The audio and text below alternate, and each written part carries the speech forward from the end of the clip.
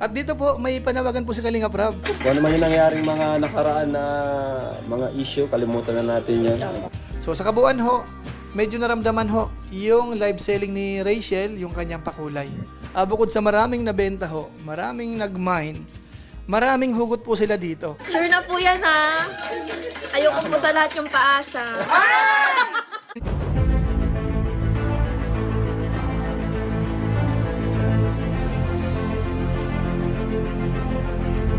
Ayun, shoutout guys. Muli po, welcome to my YouTube channel. Ito po si Kuya July, ang inyong katugang, ang inyong kalingap na muling babati po sa inyo ng magandang araw, magandang gabi.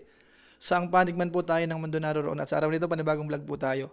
Pag-usapan po natin, yung patungkol po sa collaboration po ni na Kalingap Rab at saka ni Rachel, doon po sa live selling ho ng Velvet Box, na kung saan ho, nag-trending, maraming nanood ho, maraming palipad. At maraming nabenta mga bayan po natin. At dito po, may mga niliwanag po si Kalingap Rab. May mga nilinaw siya dahil alam naman po natin na maraming nambabaso kay Rachel. Ang tanong, sino nga ba ang nag-invite kay Rachel? Para saan ba yung purpose niyan? At gaano nga ba ka-okay silang dalawa? Maya-maya po yan ng konti. Pero bago po yun, konting paalala po si Kuya July, baka sakaling meron po ditong hindi nakasubscribe sa ating YouTube channel, wag natin kalimutan. July Paunil, tapos pakipindot lang po yung notification bell button para lagi po tayong updated sa aking mga video upload.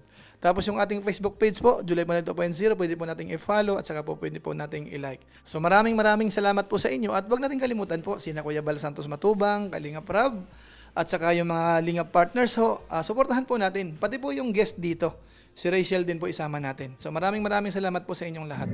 Ngayon tuloy na po tayo, pag-usapan na po natin itong nag-viral ho na live selling ho ni Rachel. Na kung saan ho, first time po ito, pero nakita po natin ay maganda ho yung naging resulta. Maraming nanood, nag-viral po yan. Halos 7,000 ho more or less yung aking nakunan ng screenshot. At ganoon na rin po yung sa pakulay. Mataas din po. Maraming nagpakulay din po dun sa live na yon. At ang maganda po dito, bukod sa maraming nabenta ho, maraming nag-mine, maraming hugot po sila dito. Siguro po kukuha po tayo ng mga ilan sa mga clips po doon sa tinutukoy natin. Pero gusto ko lang po munang unahin yung pagliliwanag po ni Kalingap Rab patungkol po kay Rachel. Lalong-lalo na po, bakit nga ba nag-join si Rachel dito po sa Velvet Box? Ito, panoorin natin. Congrats ulit Rachel for being part of Velvet Box community. Ayan, alam mo talagang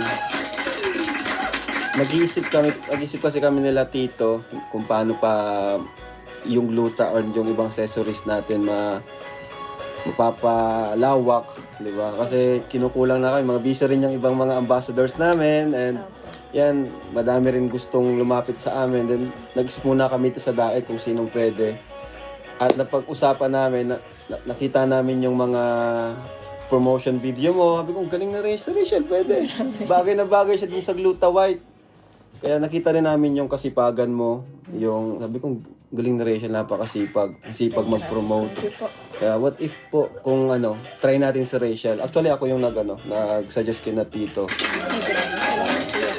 Sabi ko, Tito, what if try natin si Rachel? And si Tita, ay, alam mo, matagal ko nang hinihintay yan. Yung sagot niya, matagal ko nang hinihintay yan. Pwede ba? Ganun. Ayaw niya, pwede ba?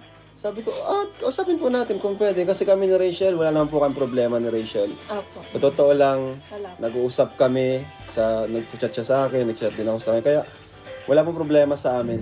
So ayun mga kabayan po natin, malinaw, ang nag-suggest ho ay si Kalingap Rab.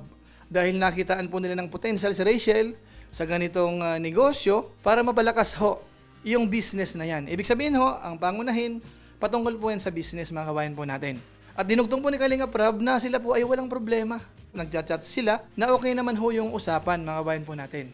At dito po, may panawagan po si Kalingap Rab. Siguro isingit ko po sandali yung patungkol po sa mga naging problema po noon. Kung ano man yung nangyaring mga nakaraan na mga issue, kalimutan na natin yan. Importante yung ngayon kasi wala namang problema sa amin ni Rachel. So ayun mga kabayan po natin, ang sinabi po ni Kalingap Rab, kung ano man po ang naging problema po noon, kalimutan na yon. So ibig sabihin ho, ay move on na po. Kung ano po ang sitwasyon sa ngayon, yun na po ang pinakamahalaga. Kung sakasakali man ho na meron pa rin po mga ayaw kay Rachel, dahil nagsalita na po si Kalingap Rab, siguro po sundan na po natin. Kagaya po ng ginagawa natin, kung si Rachel ho ay nandito na sa Velvet Box, na si Rab naman ho ay part owner na po niyan, sinusuportahan na rin po natin. Kaya gumagawa tayo ng mga reaction video po patungkol po dyan. Dahil ang importante daw ay kung ano na po yung ngayon. So ngayon ho, puntahan na po natin yung mga hugot po ni Rachel during live selling ho. Kasi marami po yon.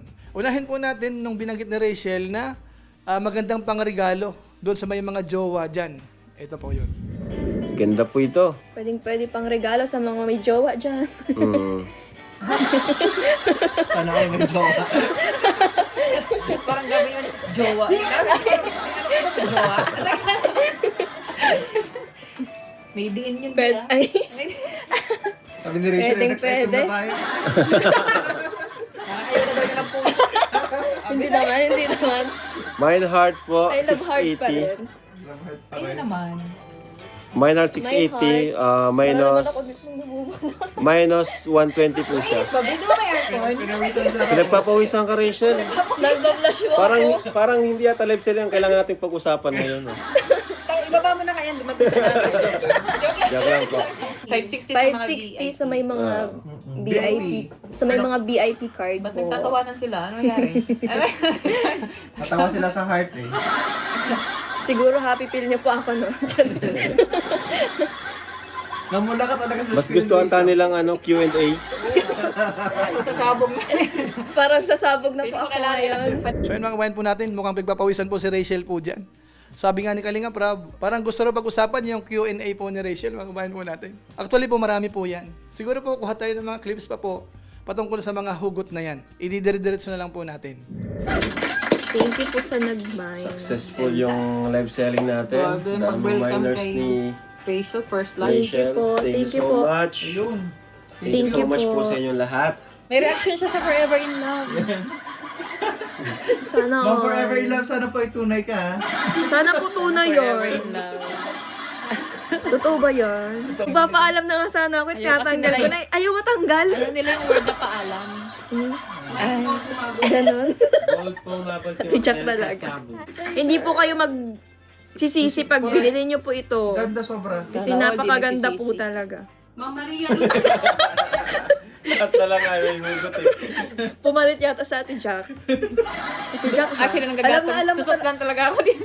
alam mo yung nasa utak ko. Oo, kung ako yan, ay, gustong gusto ko po.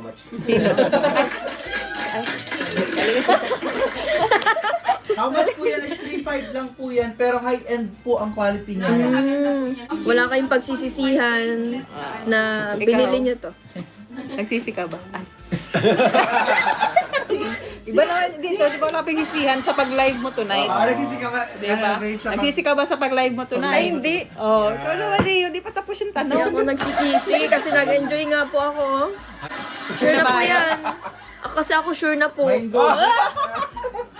Sure ka na bago kang brand affiliate ng Velvet Back. Sure na sure. Dapat, kapag sure ako, dapat sure ka din. Meron pa po ba? Baka meron pa ha, wait lang. Ito si Ma'am. Ay, yun, natanggal ko na. Ay, bumitaw na, Bi. Ayan na. Bumitaw na, wala na talaga habol. Pa, salamat po. Sana po, sure na po yung orders po ninyo ha. Grabe ang reminder ah. Sure na po, sure na po yan ha. Ayoko po sa lahat yung paasa. Yan ang end na natin. Grabe, So yun mga kabayan po natin, marami-rami yun, maraming hugot po si Rachel. Pero ang pansin-pansin po doon, yung pinaka-last, ano ba sabi niya? Ayaw ko po sa lahat ang paasa, mga kabayan po natin. So kayo na po bahala, hindi ko na po yan ipapaliwanag. Basta yun po ang narinig po natin dito po kay Rachel. Kung ano man po ang ibig sabihin niya doon, siya po ang nakakaalam. Ano mga kabayan natin? Basta sa kabuuan po yan, marami pong nag-mine, tapos masaya yung kanilang live selling. Marami pong nanood. Yung huling sulyap po natin, umabot po ng 7,000 more or less. Hindi ko lang po sigurado kung lumagpas pa ng 7,000. Pwede nyo pong i-comment po sa baba kung ilan po yung maximum viewers kagabi. At bukod po doon, yung pakulay ho ay malakas din. Rank 5 po siya. Check po natin sa Rachel kung ilan po yung kanyang pakulay. Dito po sa pinagkukuhanan po natin ng data. Bali si Rachel ho ay nasa rank 5. Nagkaroon po siya ng 11,444. 18 na pakulay po yan. So, ibig sabihin, malalaki po yung pakulay niya. Ang nasa rank 1 po sa araw na yan ay si Pinay Eli. Ang kakilala natin dito ay si Kalingap Mikoy, pangalawa. Tapos, si Rachel na. Ang pang-anim naman po ay si Ruel of Malalag. Ang 7, si Kalingap Edo. So ibig sabihin ho, mas mataas ng konti si Rachel kay Rowell of Malalag sa araw na yan. Dahil si Rachel ho ay umangat ng 21 na rank, si Rowell bumaba ng 3 dyan sa araw na yan. Ano po? So sa kabuuan ho, medyo naramdaman ho yung live selling ni Rachel, yung kanyang pakulay. So ibig sabihin ho, marami rin po nag-support po kay Rachel dito sa live selling na yan. Inabangan din po ng kanyang mga supporters. At siyempre po yung ilan sa mga kalingap, si Rachel naman po ay sinusuportahan po bagamat hindi pa po lahat, kasi yung iba hindi pa po makamove on masyado, may mga natatandaan pa po silang mga bagay-bagay. Pero irespeto po natin. Sana dumating ang panahon na magkaisa po uli para magkatulungan. Kasi si Rachel ho, kasi mga kabayan po natin ay YouTuber din po. Ang Team Kalingap naman po ganun din. Kaya kung sakasakali magkakatulungan, sa nakita ko po, wala namang problema. Bagamat inuulit ko po, hindi ko naman pinipilit ang mga viewers. Sinasabi lang po natin dito yung ating opinion, base po sa sinasabi rin po ni Kalingap Rab at saka nung ating mga kasamahan. Basta wag po natin kakalimutan, ang pangunahin pong dahilan kung bakit si Rachel ay nandyan, ay patungkol po sa business. Bagamat siyempre po, in reality, dahil si Rachel ho ay nandyan na, kabiruan na ni Kalingap Rab, anuman po ang po pwedeng gawin nila, ay po pwede. Hindi na po yun mahirap gawin. Kung halimbawa, yung sinasabi ng ilang mga reactor, na baka daw bigyan ng love team, ay depende po yun sa kanila kung mapagkakasunduan. Basta sa ngayon, about business lang po muna ang kanilang pinag-uusapan o kaya yung involvement po ni Rachel dito po sa Team Kalingap o kaya sa Velvet Box. Pero kung sakasakali ho na mas higit po doon, ay depende sa kanila po yun. Hindi ko lang po alam kung ang mga viewers po natin kung sang-ayon. Kung sakasakali ba na hindi lang po pang business ang maging papel ni Rachel dito po sa Team Kalingap at saka sa Velvet Box, mga kabayan po natin. So yun lang po muna siguro at maraming salamat po sa inyo at kung inyo naman po itong nagustuhan, pwede naman po nating i-share. So muli, ito po si Kuya Julay, ang inyong katugang, ang inyong Kalingap na pansamantalang nagpapaalam po muna. Kita-kita ulit tayo sa mga susunod ko pang vlog. Maraming salamat sa inyong walang sabang pagsuporta po sa ating YouTube channel. Pagpalain nawa kayo ng Diyos, mabuhay tayong lahat. God bless. Bye-bye.